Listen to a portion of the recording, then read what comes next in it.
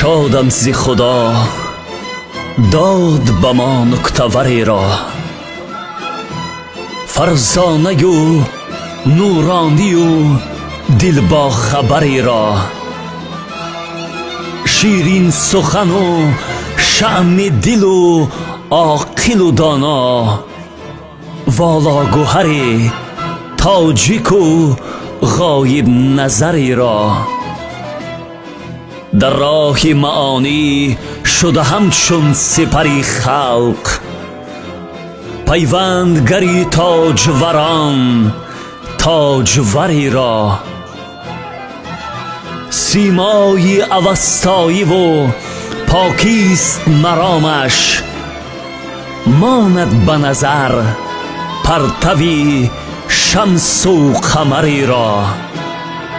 این لطف خدا بود که زادش زنی تاجیک، تا حفظ کند تاجیکی صاحب نظری را.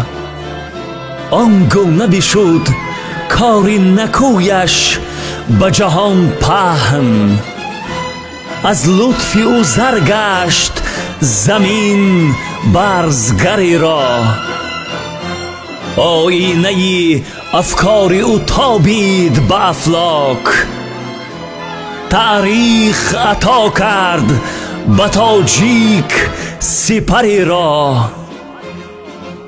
خاکی که زغم بود فقط تیره و خونبار، صد شکر نبینی دیگر از آن اثری را.